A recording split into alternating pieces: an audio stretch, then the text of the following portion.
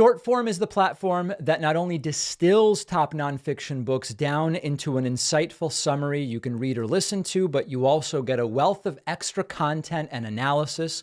Try Shortform for free and get 25% off at shortform.com/Pacman. Also use the link below to try the Shortform AI browser extension, which summarizes info across the web. Well, it's great to be back, everybody. In the time I was gone, so much has changed, but also so much has stayed the same. We're going to talk about it.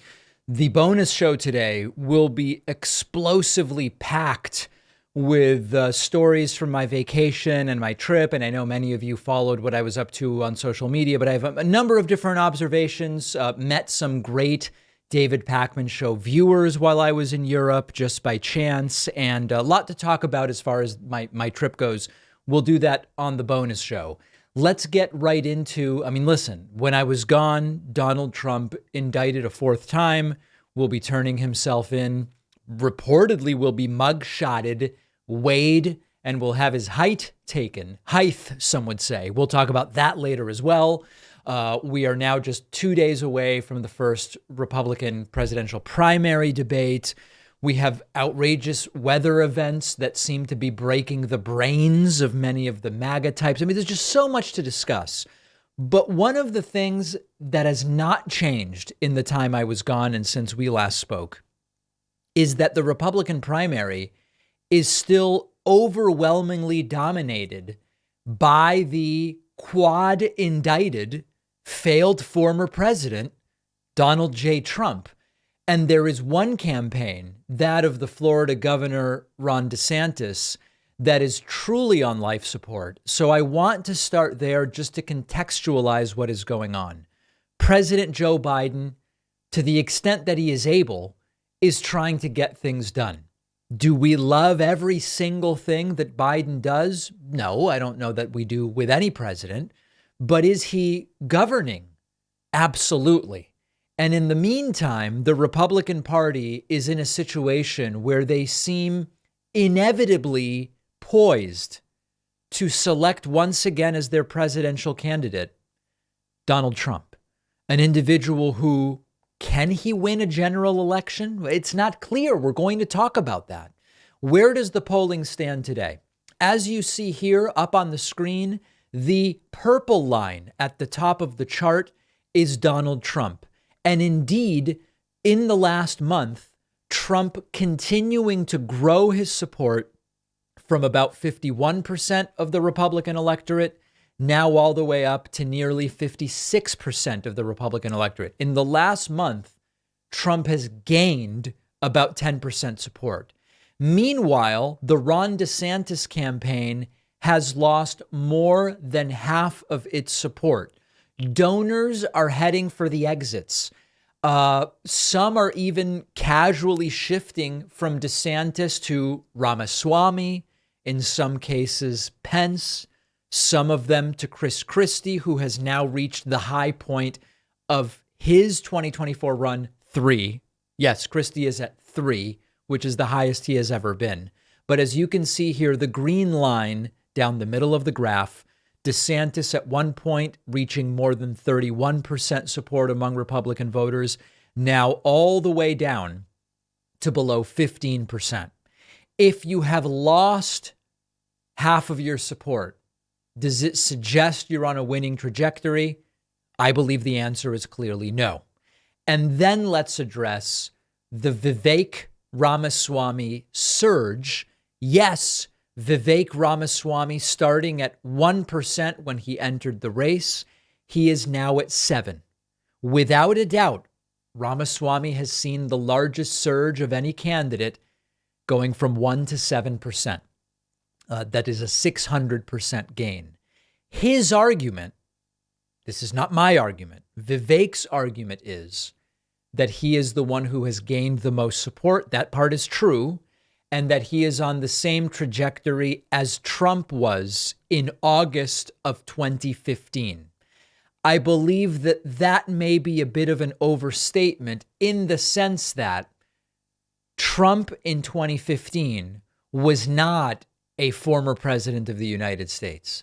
And so while you can make the case that mathematically Ramaswamy today and Trump in August of 2015 were in similar mathematical positions, Ramaswamy does not have the benefit of what we might call former incumbency, the bully pulpit, call it what you will, that Trump does today. And thus, it is not obvious to me that Vivek Ramaswamy is poised to take over this lead. A couple of other important things to mention. Chris Christie in New Hampshire in some polling has now gone into second place. The argument all along for Christie was if he can get some early strong showing, some delegates or maybe even winning an early state, it would then be a signal to the Republican voter that Christie is viable. You can abandon Trump. You can go with the one guy who is telling some approximation of the truth. And indeed, DeSantis in some polls has dropped to third place in New Hampshire, Christie in second, Trump still in first. Is that going to be enough to get Christie from where he is now, 3.1, to wherever? Hard to say. I mean, listen, Nikki Haley's campaign has been dead from the beginning, and she's still ahead of Chris Christie. So I think we have to take a sort of wait and see attitude when it comes to Christie. I also am open to the idea that Wednesday's debate, which, by the way, at minimum, I will be live streaming a pre-debate show, depending on how litigious Fox News plans to be. We're waiting for advice from our YouTube rep. I will try to stream the entire debate on YouTube. If I'm not streaming, it's because we're not allowed. We'll just get shut down. But at minimum, I hope you'll join me at 8 p.m. Eastern time Wednesday for a pre-debate show. And then maybe we'll stream the debate. Maybe we won't. I'm open to the idea that in Trump's absence on Wednesday, and yes, Donald Trump has now said he will not be at Wednesday's debate. I'm open to the idea that without Trump there, someone could really impress the Republican electorate. Could it be Chris Christie? Maybe. Could it be Mike Pence? Probably not. There's nothing impressive about Mike Pence. Could it be Vivek Ramaswamy? Maybe. I think he is poised for a very strong performance on Wednesday. The question is, if Trump doesn't participate, will the very people that these other candidates need to convince, namely Trump supporters, even be watching? Because the plan is that Donald Trump will actually be participating in a competing interview, I believe it is, on Wednesday. So I just don't know that without Trump there's really the opportunity for a candidate to take any support from Trump. I mean, listen, maybe Vivek can take some support from Pence if he does really well on Wednesday, but will either have the opportunity to take support from Trump? I just don't see it. So I still believe Trump has a relatively unobstructed path to this nomination. That's where I was 2 weeks ago when we last spoke, and it's where I am today. And we will follow all of it. So much has changed, but so much has stayed the same. Trump still in a commanding lead in the Republican primary. Let's talk about a couple other things. Then we will get back to some of the campaign-related events of the weekend. I have for you today one of the sickest stories in American politics in months. A store owner was shot and killed with a gun because she displayed a pride flag, an LGBT pride flag that someone did not like. We are talking about tragic and senseless is an understatement. We're talking about the tragic and senseless death of 66-year-old Laura Ann Carlton. Here is an NPR report. California store owner shot and killed over a pride flag displayed at her shop. Killed Friday by a man who objected to an LGBTQ plus pride flag displayed at her clothing store, according to officials.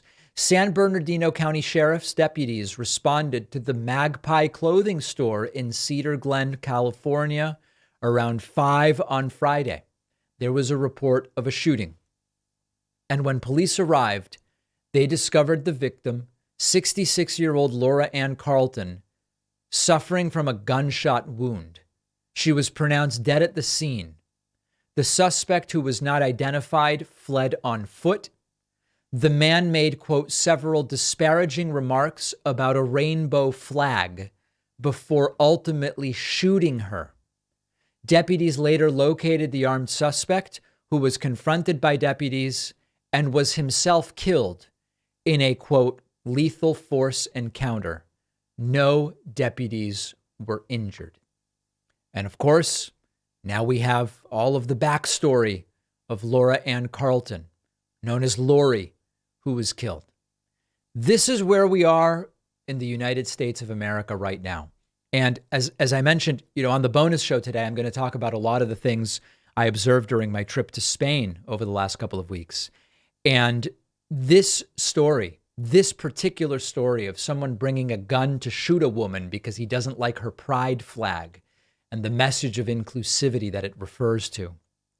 This is one of the big areas where when you leave the US, you realize so much of our culture is broken. Yes, there's so many other things, small things, medium things, but this is one of the major things. Our culture is broken.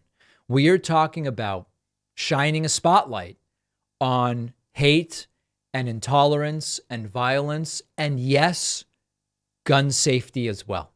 This is about all of those things. And on the one hand, it's okay to acknowledge, we should acknowledge, quite frankly, that if you look at the last 30 years, there has been significant progress, both legally and culturally, when it comes to something like LGBT equality. It's crazy we still even have to talk about it. And what I mean by that is, I would love it if we didn't even talk about LGBT equality and equal treatment. And it would be great if it just wasn't an issue. It is, but we've still made significant progress. And then you see the mere completely benign display of a pride flag outside of a store, leading to a fatal shooting. And it starkly illustrates that this battle is far from over. I wish we didn't have to talk about it anymore. When we're dealing with climate and economic injustice and inequality and all of these different things, it would be great never to have to utter another word about how this battle has not yet been won when it comes to LGBT equality and just respect.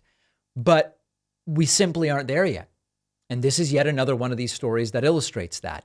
And it is crucial, obviously, that we condemn the act of violence that came from intolerance and prejudice. These are hate crimes in the sense that there was one person shot.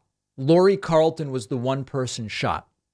But when you see this, it rightly sends like a shockwave of fear and anxiety through the entire community, the LGBT community, because you have a pride flag, which is, let's be honest, you might not like it, but it's about acceptance and unity. That's what the pride flag is about. It's not a provocation to violence, and yet someone was so triggered by it, big burly man, right? Triggered by a flag, that he goes out and he shoots someone. And so when we have incidents like this, we have to understand that, I've said this before, and I don't even love to talk about this, but I have many liberal gun-owning friends, and I've said before, I just don't talk about my relationship to guns personally. I talk about what I think gun safety regulation should be, but let's make it about friends of mine. I have many liberal gun-owning friends who say, I want this for self-defense because I don't want the right-wing nuts who will do violence because Trump lost, who will do violence because they see a pride flag, not people in control of their emotions. These are not rational people. I don't want them to be the only ones with the firearms. And so you have a left wing that, yes, we champion gun safety regulations. We must have them. We fight for them.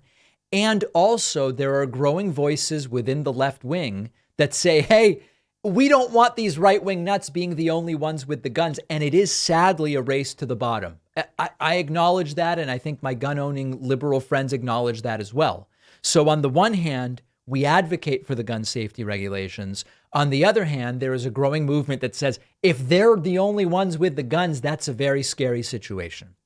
So this story reminds us both of the circumstances that are pushing more and more people on the left to get firearms themselves, which, by the way, you might buy it for self-defense. It could end up being used against you. That's a classic story. There could be an accident with the firearm that you bought for self-defense. You or a loved one ends up injured. This is not a solution, okay? It seems to be a stopgap that many on the left are looking at. But also this story is about gun safety. Now, we don't yet know, or at least I haven't seen, the particulars of this individual, the perpetrator's gun ownership, legal or illegal, and things in his past which may or should have precluded him from having firearms. It's not about the specifics. But obviously all of these stories are about gun safety regulations as well. A disgusting and depressing vignette of the cultural problem we have in this country where people see firearms as a way to solve interpersonal problems, of the triggeredly nature of a lot of these right-wingers who they see a pride flag and it's so upsetting they go and shoot someone. It's a reminder of much of what is wrong in this country. Let me know what you think about this. You can find me on Threads, leave a comment. Honestly, guys, I don't know that I'm ever going to mention Twitter again and say follow me on Twitter, which is now X. The platform's been ruined. I read that during my vacation, Elon Musk said he's going to take away the ability to block people. It's 95% unusable for me at this point. If I can't block people, I have thousands of people blocked who just want to harass me. It will become 100% unusable, and then that'll be bye-bye. But more on Twitter or X at some other point. We'll take a quick break. It's so good to be back. So much to talk about today.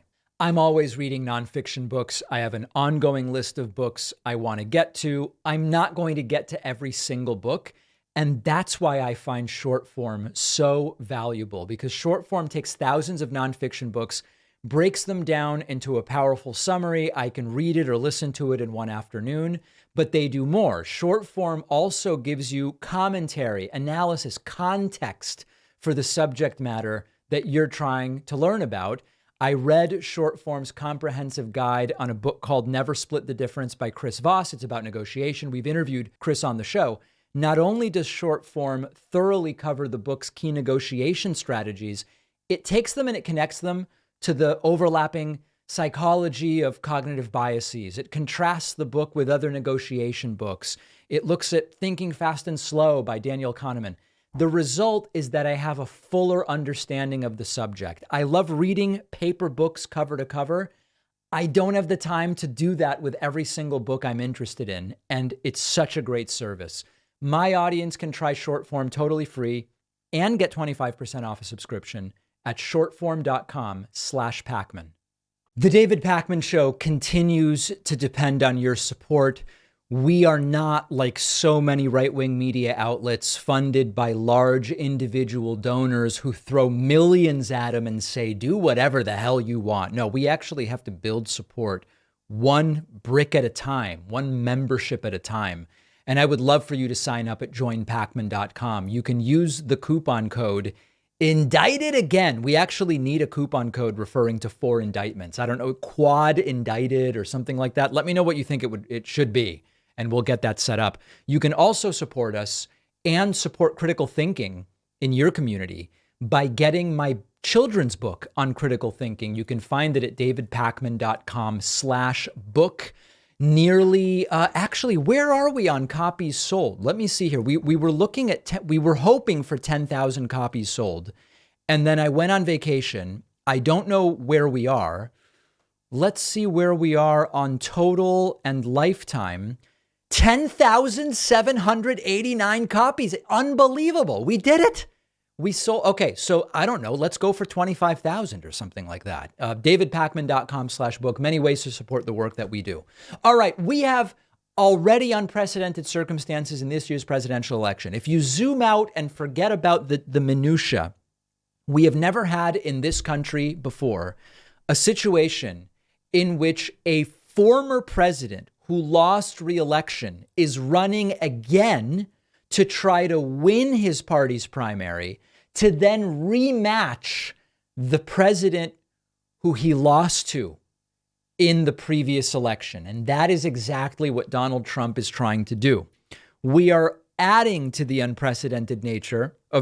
already unprecedented nature of this election cycle with the news that Donald Trump is backing out seemingly of all debates. Trump is terrified, and Trump has made the calculation.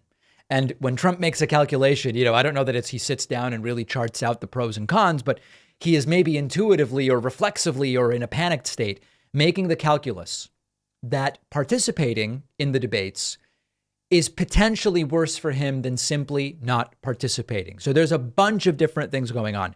It was reported a couple days ago by U.S. News. Trump backs out of debate and his blockbuster press conference. Now, let's go through these one by one. The debate which Trump appeared to be backing out of originally was just this week's debate on Fox News. It still seemed as though he planned to participate in future Republican primary debates. It now appears that he does not.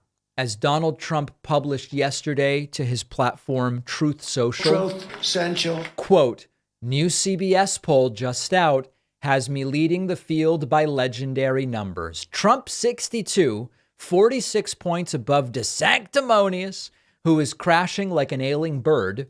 Ramaswamy 7, Pence 5, Scott 3, Haley 2, sloppy Chris Christie 2, Ada Hutchinson 1. The public knows who I am and what a successful presidency I had with energy independence, strong borders and military, biggest ever tax and regulation cuts, no inflation, strongest economy in history, and much more. I will therefore not be doing the debates, plural. This is a signal that Donald Trump will not be participating in any of the Republican presidential primary debates. Now let's discuss, is this actually the right move for Trump?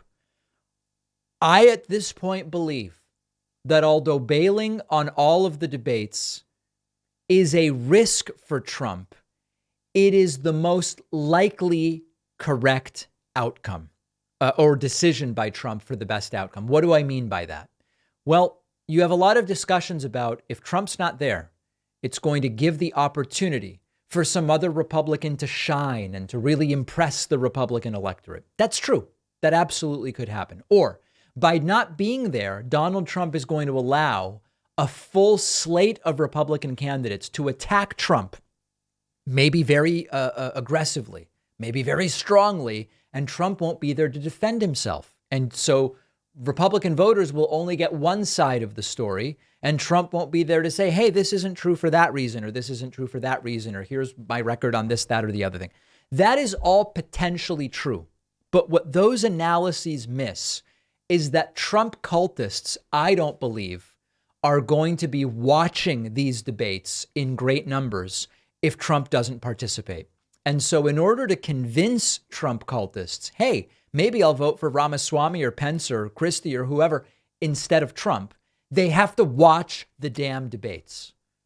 And particularly with Trump's plans to counter-program the debates by doing interviews at the exact same time, it is not obvious to me that Trump's followers are even going to be watching these debates in great numbers. Some will, of course. There are soft Trump supporters who say, well, I kind of think I'm going Trump, but I'm not really sure.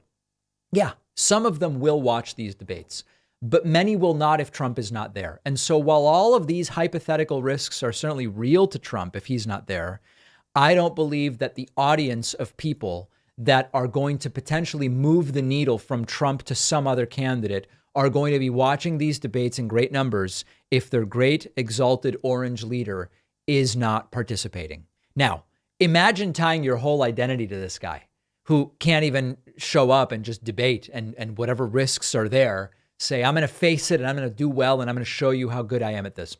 It's not exactly alpha male behavior by their own standards. So that's number one. Secondly, there's the press conference. My plan was to cover live this morning Donald Trump's blockbuster press conference at which he was going to expose and confirm and prove the voter fraud that supposedly happened. And this was going to be a counterpoint to all of the criminal charges related to Trump's attempt to steal the election. The idea that Trump had being, if I can prove it really was stolen, it makes everything I did legal to try to get it back. Apparently, taking direction from his lawyers, Trump decided to cancel that press conference, saying that the right venue for proving that the election was stolen from him is actually going to be in legal filing. So Trump essentially saying, rather than lying in a press conference about the election, we are going to attempt to lie in legal filings about the election. And whether that works for Trump, is an open question. I believe that it is not going to work. So what was a very boisterous Trump saying, I'm going to show everybody up at the debates and I'm going to do a press conference and show you how everything is true and real and all this different stuff, not debating, not doing the press conference. I want to mention one other thing related to this. There is a growing story among some on the right that everything that is being done to Trump is being done to Trump because it's obvious there is no enthusiasm behind Joe Biden.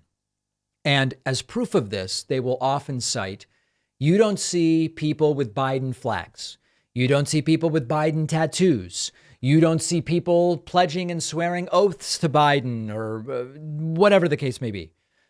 It's really important to understand that all that proves is that Trump supporters are cultists. It is true. I mean, listen, I voted for Biden and I think he's done some good things.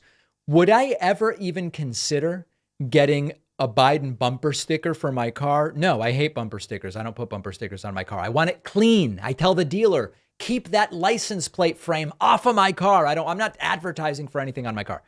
Have I ever considered getting Biden clothing? Have I ever considered going to see Biden speak in person? No, I don't care.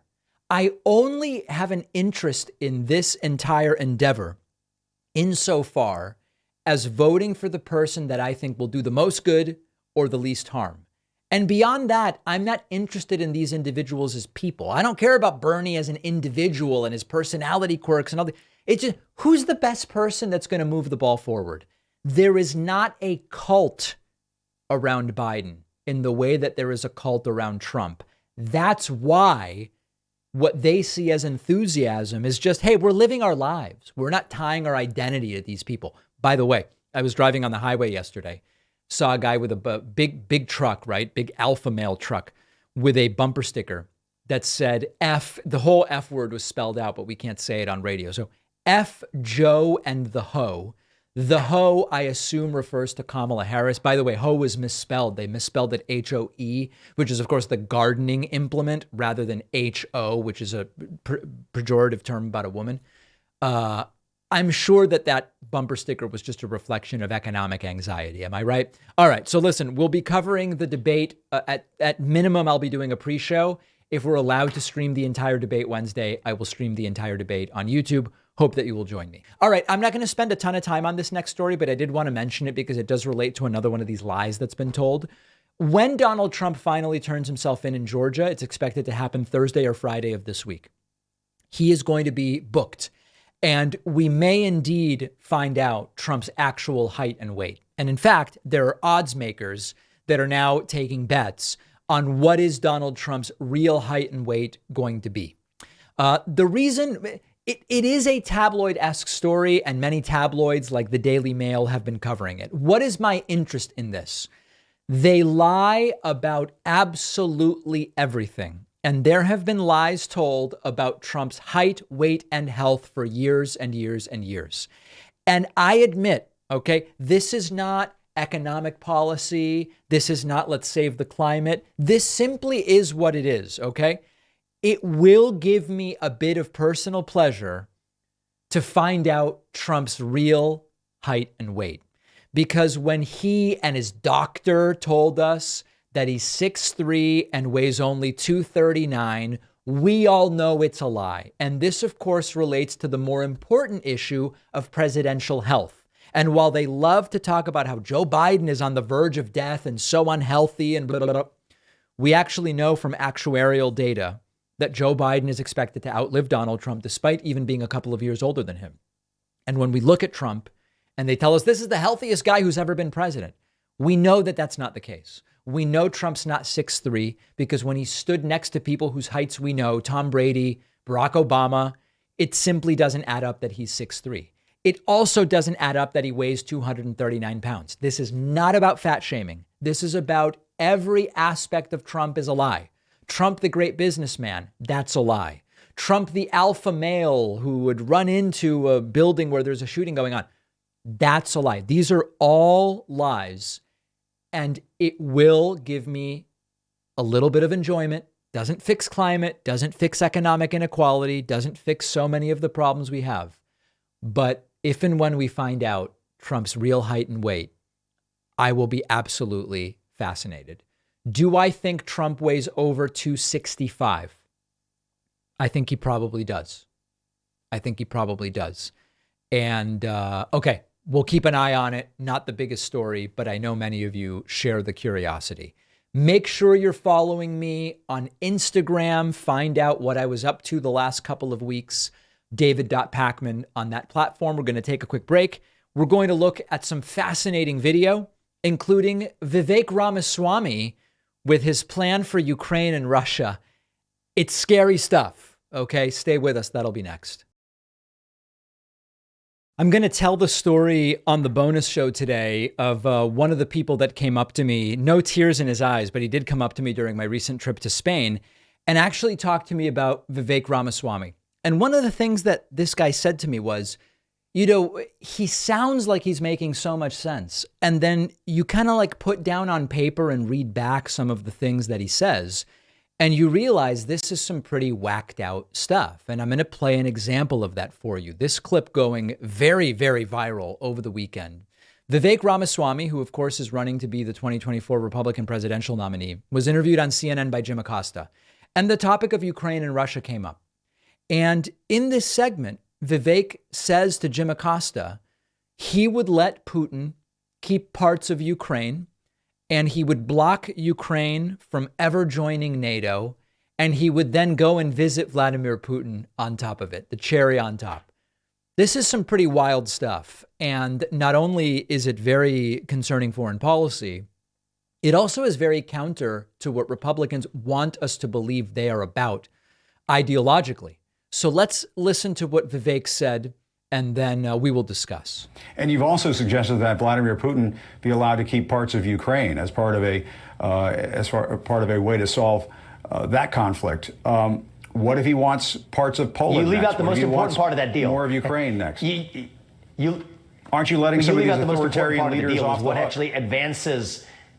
Far from it. I think that the Biden administration is so stubbornly attached to the idea of getting Xi Jinping to drop Vladimir Putin. What I think we need to be doing is get Vladimir Putin to drop Xi Jinping. Just like Nixon went to China in 1972, I think Putin is like the new Mao. I will visit Moscow and I will pull Russia out of its military alliance with China. Wow. The Russia-China military alliance is the single greatest military threat that we face today. Hypersonic missile capabilities, nuclear capabilities in Russia, far ahead of us or China. A naval capacity in China ahead of ours, combined with an economy that we depend on for our modern way of life. Those two nations are in a military alliance with one another, and nobody in either political party is talking about it. Worst of all, our engagement in Ukraine is further driving Russia into China's arms. So my foreign policy centers on weakening that alliance. That advances American interests. But you would let Putin have that parts is how of Ukraine. we actually secure peace. But you would let Putin have parts of Ukraine. Freeze the current lines. I would freeze the current lines of control, and that would leave parts of the Donbass region with Russia. I would also further make a commitment that NATO will not admit Ukraine to NATO. But there are even greater wins that I will get for the United States in return. The top of the list. No, our goal should not be for Putin to lose. Our goal should be for America to win. That's what we have forgotten in this country, is that driving Russia into the ground is not a U.S. strategic goal. So there is so much wrong with this perspective that it's actually hard to really go through the pieces of it. There are certain catchphrases that have caught on among the right, and maybe some people use them in good faith, but they are the catchphrases that are completely breaking the brains of right-wingers. And our goal should not be for Russia to lose, but for the U.S. to win is one of those phrases. Should we have the unique, random, just pick it out of a hat goal of Russia losing? No, I agree with that. The problem is that it is a vague talking point wrapped up with impossible promises that gets us trash as far as foreign policy is concerned.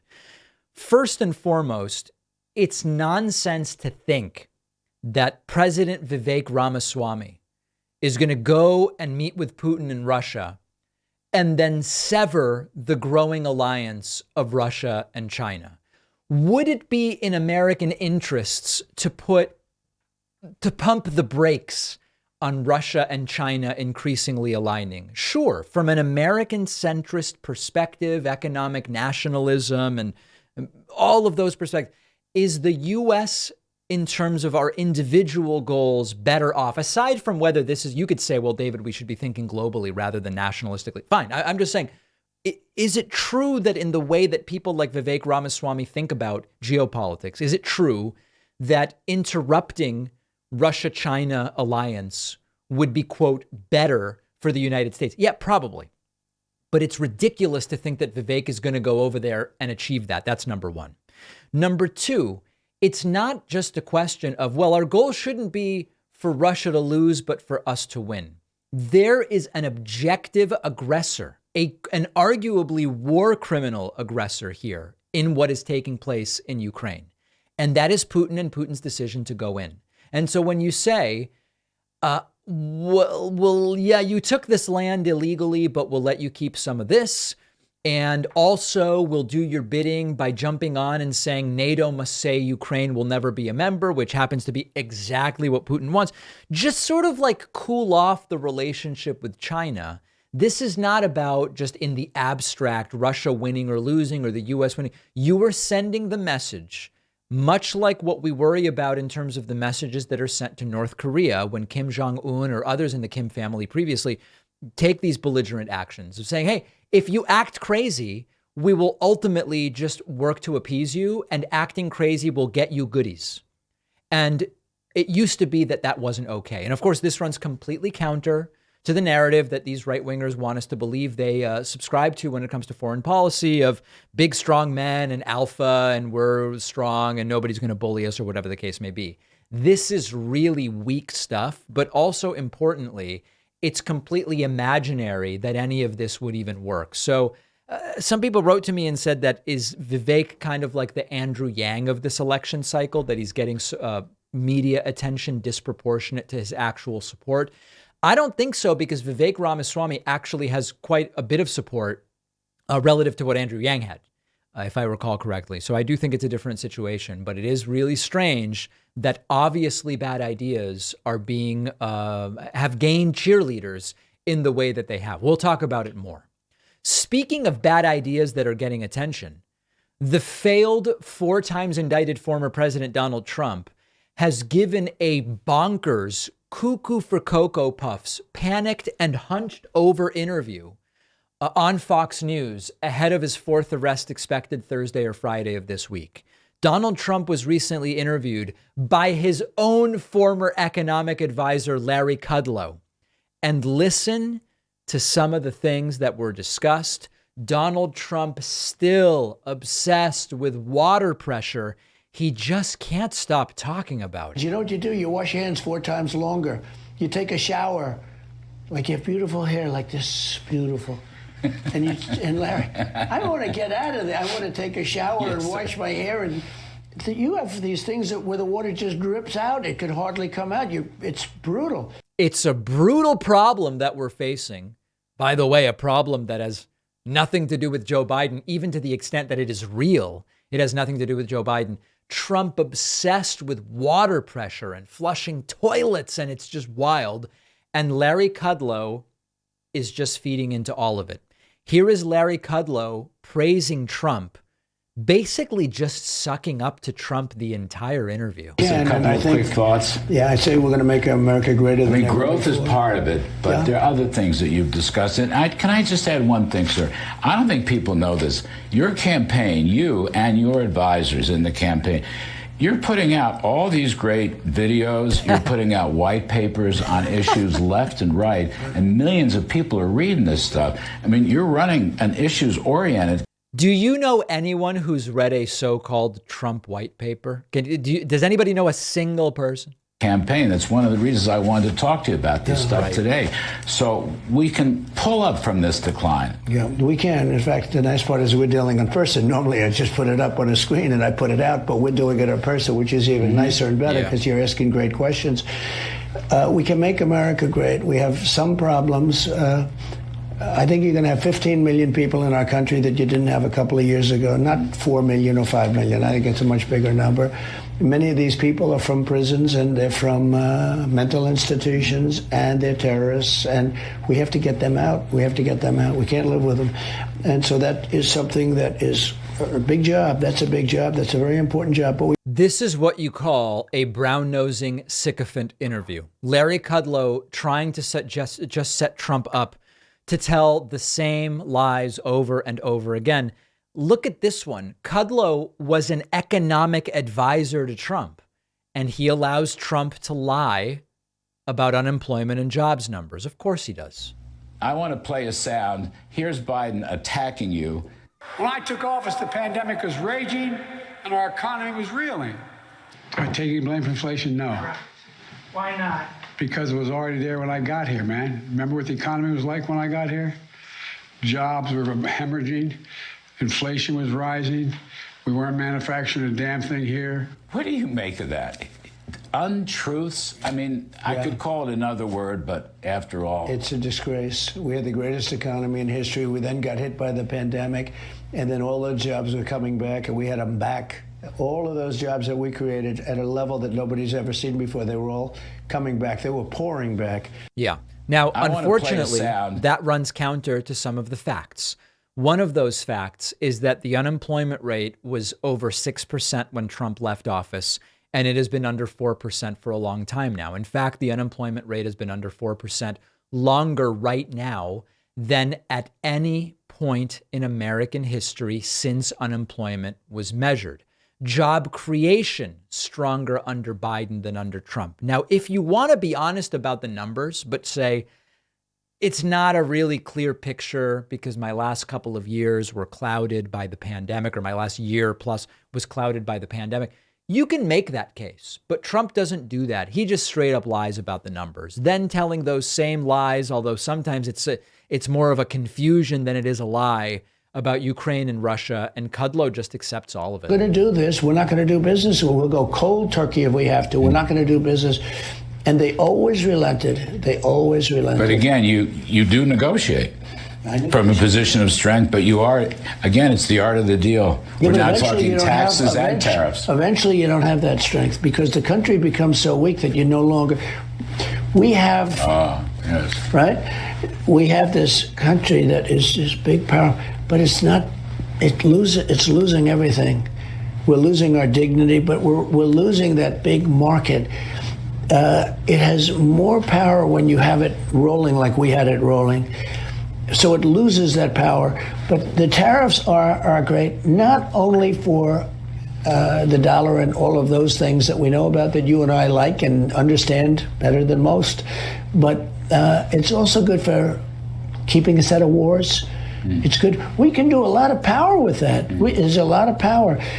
You know, Putin would have never gone into Ukraine. But that was just on my relationship with him, my personality over his.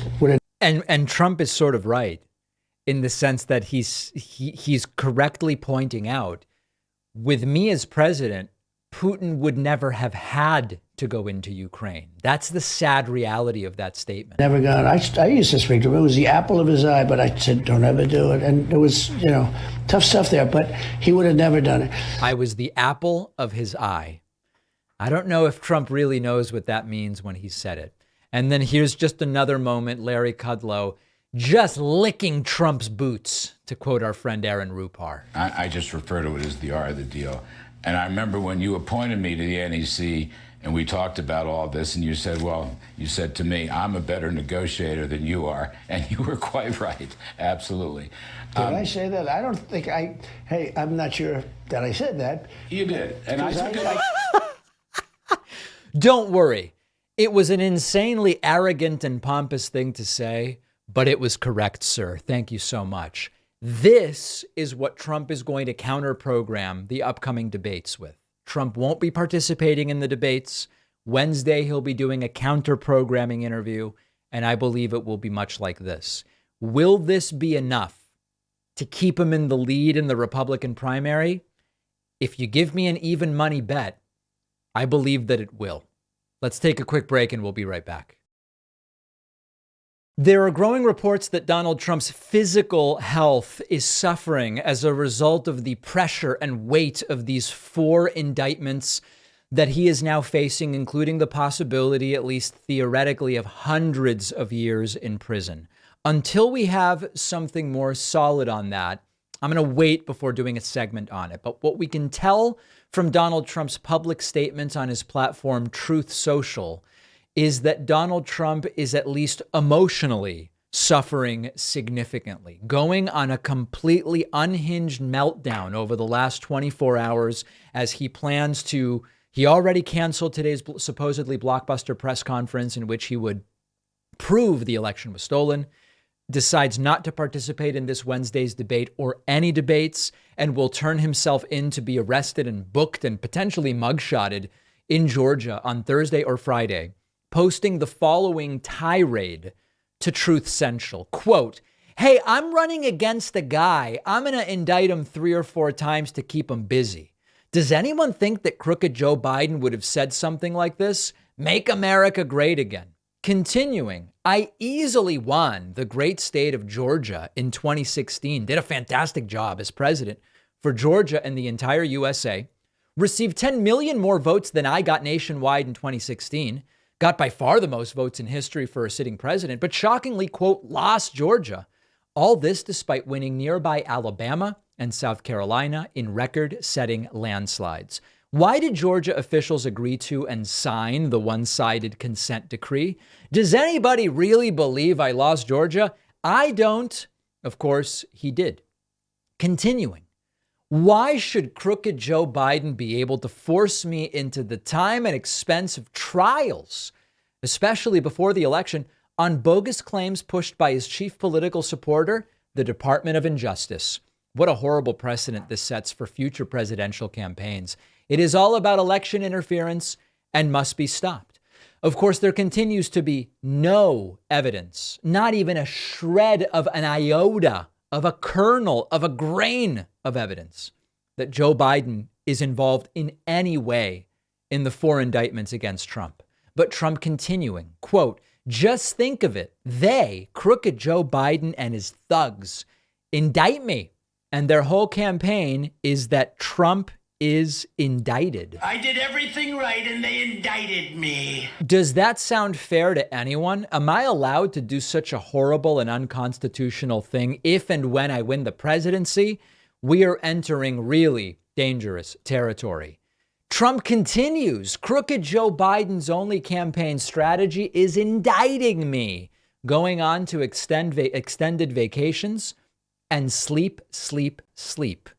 And then lastly, Trump getting very dark, very conspiratorial, saying, quote, "How nice, a really beautiful reunion. 3 people that I indisputably got elected, 2 governors and a VP, Brian Kemp of Georgia, Mike Pence of Indiana, and Ron DeSanctimonious of Florida just met, most likely to talk about the weather, or perhaps to discuss how they can stop the weaponization of Georgia law, working with the DOJ and others against their absolutely all-time favorite president, me.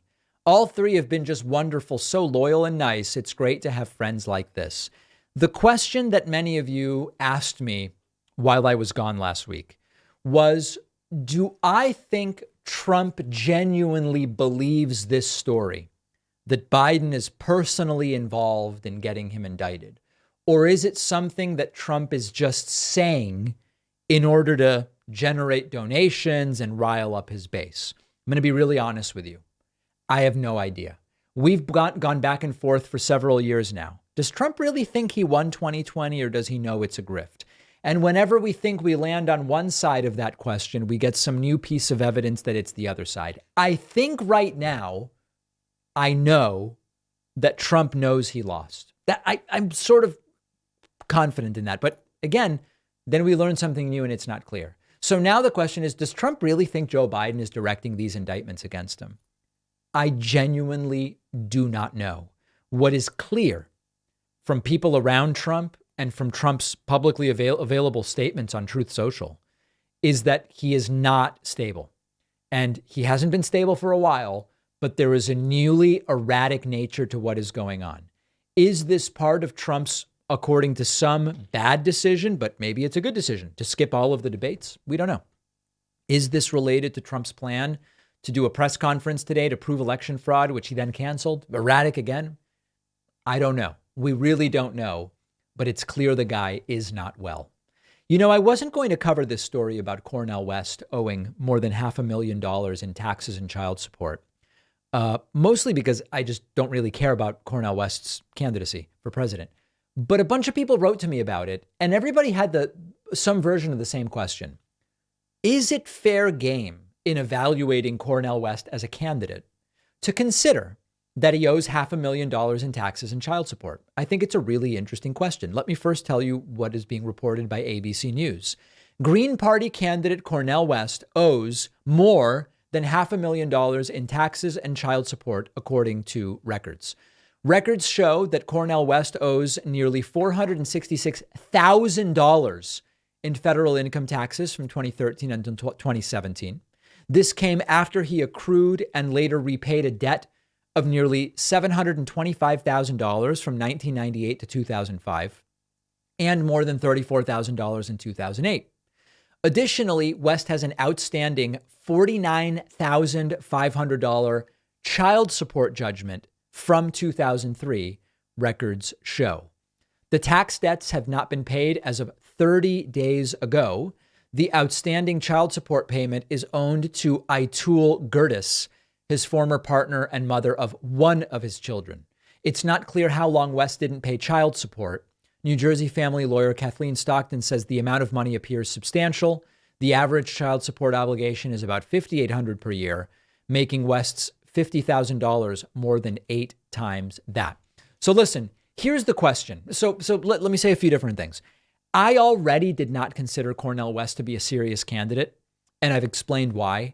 And it has nothing to do with him owing $500,000 in taxes and child support. Here's the question. Should this matter, or is this merely a personal issue for Cornel West? Should we be considering this? Is it fair game for evaluating his candidacy or not? Let's make both cases. Case number one is shouldn't matter at all. Cornel West's personal finances are irrelevant to his candidacy.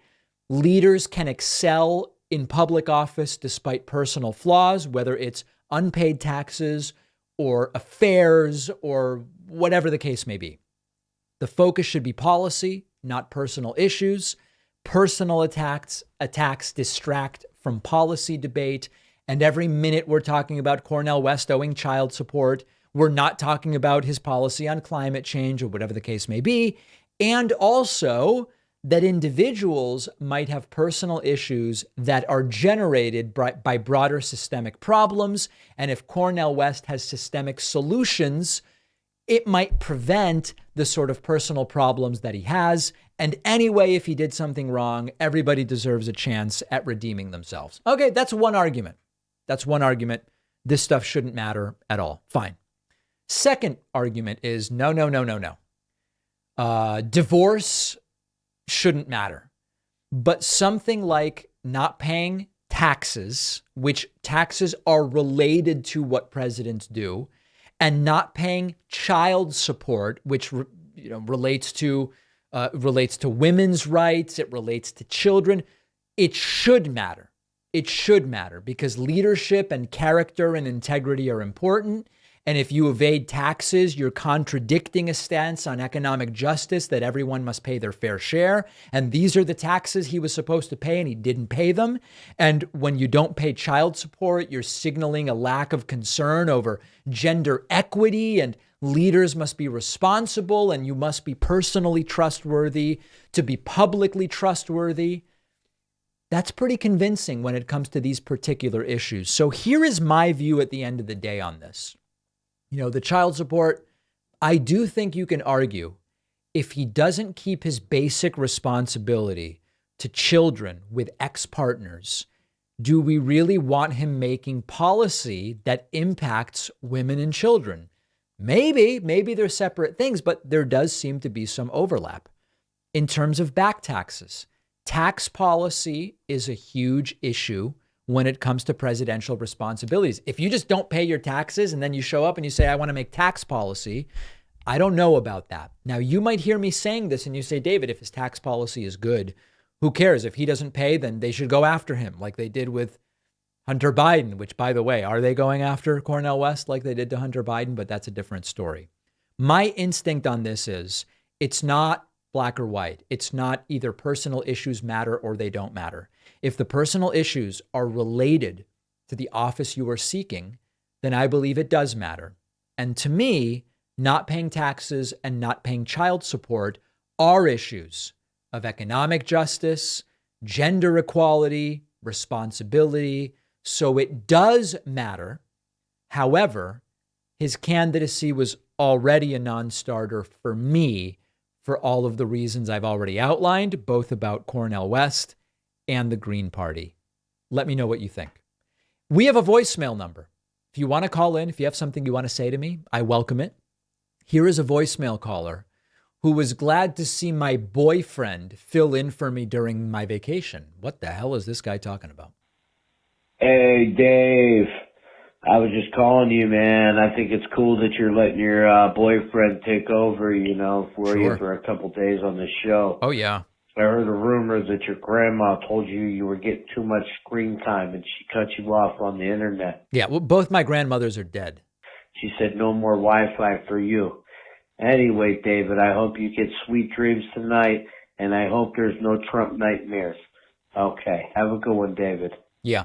Listen, as far as the fill-ins, obviously, I exclusively date women because as far as my experience, I was born only being attracted to women.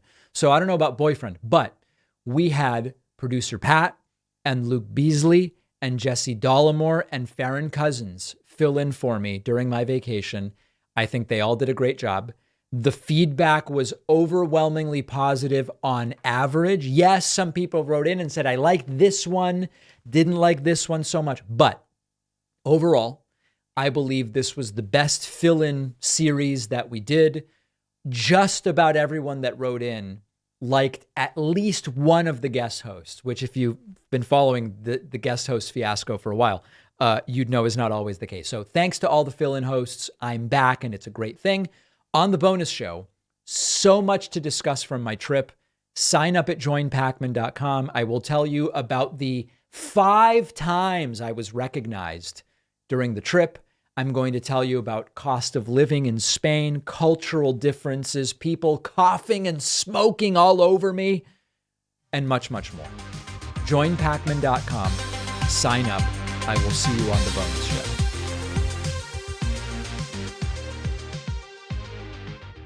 Short form is the platform that not only distills top nonfiction books down into an insightful summary you can read or listen to, but you also get a wealth of extra content and analysis. Try short form for free and get 25% off at shortform.com/Pacman. Also use the link below to try the short form AI browser extension, which summarizes info across the web.